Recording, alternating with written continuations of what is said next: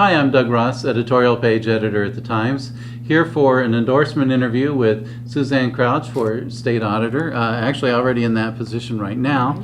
And we should probably begin with talking about, you're in there, but you were kind of thrust in there. Let's talk about the circumstances and then a little bit about your prior background. Sure.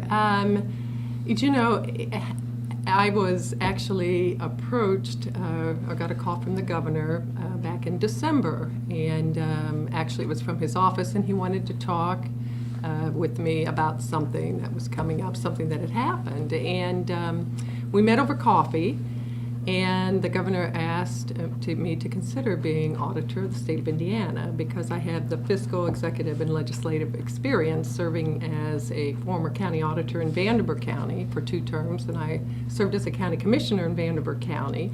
And then I was currently serving as a state representative and had for 8 years and was vice chairman of the House Ways and Means Committee, the Budget Committee. So he asked me to consider serving as auditor of state, and my initial reaction was no. I mean, it wasn't on my radar screen.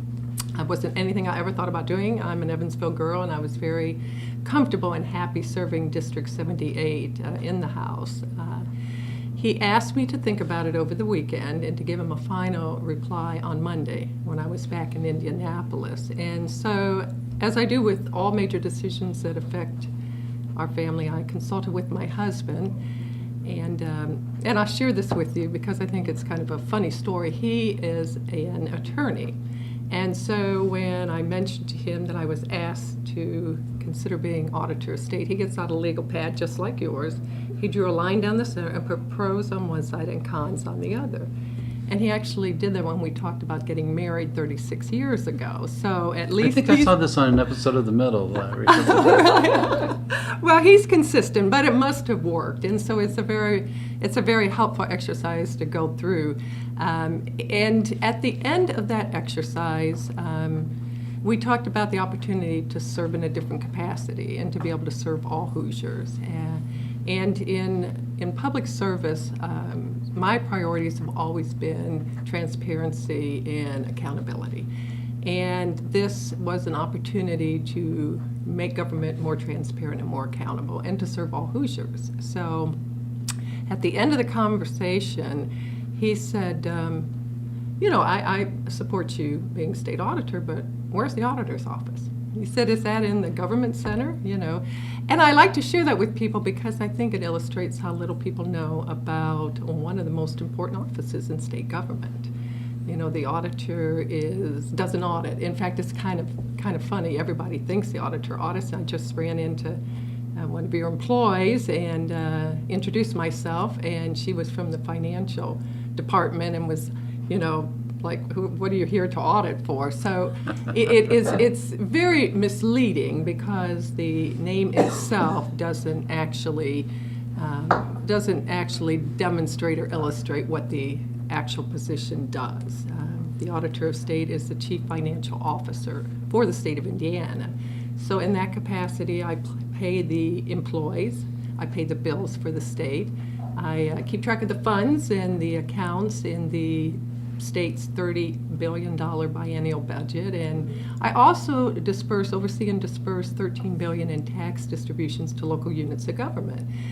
But probably what I like to, and serve on a number of boards. I serve on the Board of Finance, Board of Depositories, the Indiana Public Retirement System Board, and Deferred Compensation Board.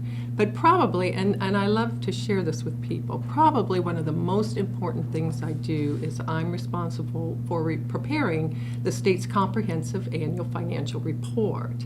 And it is a report that states what our fiscal health is. It's the report that bond credit rating agencies look at when they're looking at issuing our credit rating. And as Indiana is one of 15 states that has a AAA credit rating. So I'm very, very humbled and honored to be able to serve as auditor of state. And I'm a big believer everything happens for a reason. And so, I'm enjoying this opportunity to serve Hoosiers statewide. Okay.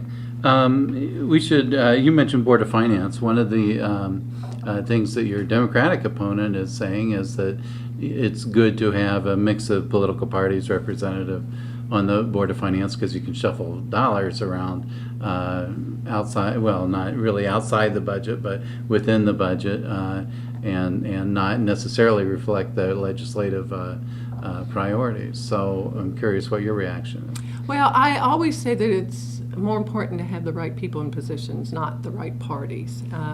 And so to that end, I've always been more focused on being responsive to the people I've served and doing what's right. And so in that capacity, I would always do what's right. And I have a long legislative history of doing that. So, but I'll tell you one of the things that, and I'd mentioned before, that being transparent and accountable is so important. The more people know about the government, the better their government performs for them. And so the more transparent we can make state government, the more accountable it's going to be. And so one of the things I mentioned, I served on the Indiana Public Retirement System Board, and one of the proposals I made at our board meeting on Friday is, let's take this meeting and move it to the government center or the state house where there is internet access and we can stream the proceedings live. I would think that not only the members of PERF and TURF, but the public itself would like to see what's going on in the meeting. So I think it's extremely, and I think we need to look at doing that for all meetings. You know, the General Assembly started that back a number of years ago, and it helps to engage people. I mean, it just helps to engage people, and as I said, the more engaged they are, the better their government's going to be. Okay. Would you even extend that to, say, a meeting between you and the treasurer and the governor when you need to move funds around? Oh, for the whatever Board of purpose? Finance? Yes. Yes, for those meetings, absolutely. I mean, they're public meetings. And I think that should be our goal, is to, where we can afford it, but we have rooms already that are accessible, you know, with the internet streaming. I just think that makes for good government. Okay. You've been in office, you know, less than a year, and so what changes have you made that you're proud of, and what's your plan going forward? Well, one of the things that, as I mentioned earlier, one of my priorities has always been to make government more accountable and transparent. And when I was a county auditor, now this will seem very old school, but at the time it was cutting edge. When I was county auditor, I was secretary to the county commission and county council, and so we put our minutes on the internet so that the public could access them. I know that seems, you know, kind of ancient, but at the time it was, Actually, it sounds very refreshing, but curious. And in addition to that, when I was county commissioner, we televised our county commission meetings for the first time ever, so that people can be engaged in real time with their government. And so when I was in the House, we passed, and I supported a bill to create Indiana's transparency portal, which would house and put on display for the public all the expenditures for the state of Indiana and all the fund balances, what employees make, you know, their names and what they make, you know, being listed on that. And so I was proud to do that, and now as auditor, the auditor is charged with maintaining that website, and so now I am now responsible for maintaining it. And in April this year, Indiana was ranked #1 for their transparency portal in the country, for it being comprehensive and user-friendly. So to that end, this is a really long answer to a short question, but to that end, last week, the auditor's office announced that we were uploading and displaying our $13 billion fixed assets now on that transparency portal. So now that the public can see what their tax dollars have gone for and what they have purchased and what they've been spent on. And it's kind of interesting, a little tidbit, you know, we have over 220,000 fixed assets on that portal at total $13 billion. And they range, anything you can imagine is on there, and you can access this according to category and office. And one of the more interesting things that hasn't been uploaded yet, but we're looking to do that here in the very near future as soon as we get the paperwork, is 39 state police dogs. So anywhere from tree stump cutters to government buildings. And the three largest fixed assets that the state of Indiana has is the Government Center North, which is $148 million, the Government Center South, I think I've got those right, which is $128 million, and then the State Museum at $96 million. So those are the three largest single assets that the state has. And if I got my North and South mixed up, I'll correct it to you. So Okay. those are that's one priority, is to continue to improve that. And we have a number of other things that we're going to do to put information on that portal. That's one thing. Another practice that has been done in the past, but not for the last 8 years, is to we're creating an Auditors Advisory Council and bringing in auditors and treasurers from different parts of the state to be able to meet with Department of Local Government Finance and the State Board of Accounts and the Auditor's Office to be able to talk about issues and problems that they're dealing with in relation to our office or even to state government, and try to address how we can do a better job, because we work very closely with the counties through the auditor and the treasurer's offices with their tax disbursements. So the better job we do for them, the better job they're going to do for their constituents. So that's extremely important. And then one other one. Excuse me, I hope you edit that out. Another priority that is very important to create accountability is I've appeared before the Legislative Council for their audit committee actually it was in September, yes, this month, or maybe it was in August. And I appeared before them. It was a committee that was created this past session to provide for better accountability in state government. And I appeared before them and spoke in favor of creating an internal audit function in state government. Extremely important. You know, I had shared with you that the auditor doesn't audit. The State Board of Accounts audits local and state government, but the State Board of Accounts is an external audit agency. Internal auditing will go in and look at processes and look at programs and to make recommendations on how they can be improved so that we don't have mistakes, so that we prevent mistakes from happening. And I think that's an extremely important function that currently Indiana isn't participating in.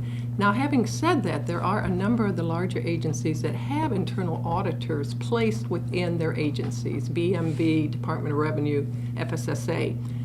But what I see as a problem there is those internal auditors are reporting to the agency heads. And to make it most accountable, they need to be reporting to an independent agency. It may be an agency that is housed within the auditor's office. It may be an agency that is housed somewhere else. The important thing is we need to move in that direction, and we need to create that function. That's something, of course, your Democratic opponent's been talking about quite a bit, too. What do you see as the primary differences between the two of you? Well, I believe from my standpoint that having served as a county auditor and putting together the budgets in the county for the county council and working as secretary to the county commissioner, serving as the auditor in Vanderburgh County and doing a number of things to improve county government. When I became county auditor, we received one of the first clean bill of health from State Board of Accounts in years, when I was auditor. So we took the steps to do that. We took the steps to minimize and to make government more efficient so that as people retired, we were able to consolidate and rearrange duties to where we were able to save taxpayers money. And in addition, then, of course, we put the minutes on the internet. And as a county commissioner, having served in that capacity and overseeing agencies for the entire county, being able to serve in that capacity, and then as a state representative, serving as vice chairman of the House Ways and Means Committee and being able to experience how the budget is put together, being able to have agencies appear before you and talk about their particular agency and the issues that they're dealing with and how they want to spend their money and being able to balance all of that. I think that is what makes me different, is that I have that fiscal, executive, and legislative experience and leadership to be able to understand and be able to hopefully move state and local government forward. Okay. Now, you characterize the auditor as CFO in essence. And so it's a fair question to ask you. Indiana's revenues have kind of been pretty rocky over the years. What advice would you have for shoring that up? Well, there's a couple things you can do. I mean, I think the legislature looks at every year and needs to continue to look at ways to ensure that the revenues stay stable. I know one of the issues that is dealt with down in southwest Indiana is the riverboat, because that is a big source of revenue. Right. Other parts of the state also deal with that. So we continue to look at how those revenues are being affected by competition from other states and what steps do we need to take to be able to ensure that those revenues continue to not decline, because they're a huge source of revenue to the state of Indiana. So that's one thing that we need to do. We need to continue to look at how we can make government more efficient, how we can do more with less, how we can take the steps, and I believe that having an internal audit function will help in that, be able to look at the processes and figure out how we can do a better job. Because what I have found in the offices that I have served in, whether it would be auditor, local auditor, Vanderburgh County auditor or commission, or even as state auditor, if we do something and it works, we continue to do it. And sometimes we need fresh eyes to take a look at what we're doing and to figure out if maybe there is a better way. Not that anything's being done wrong, but maybe there's a more efficient and a better way to do the business that we're doing. So I think that is another function that will help we can increase revenues, or in the case of declining revenues, we have to look at how we're doing business to figure out better, more cost-effective ways to do it. Okay. Krista, anything else? No. Okay. No, that's Just one final question. What have we not asked that we should have? Well, I live in Indianapolis during the week, and I travel to Evansville on the weekends because people, when I say I'm from Evansville, people think I live in Evansville, which I get home on the weekends, but I do live in Indianapolis Monday through Friday, so I always try to share that because people want their elected officials where government's doing their business. So. Right. Okay. Well, I'm afraid that's all the time we have. I'm Doug Ross, editorial page editor with Suzanne Crouch. Also in the room with us, I should add, is Krista Zivanovic, assistant managing editor. And as always, on the other side of the lens, we have videographer Brian Vernellis. Thank you for viewing. Thank you.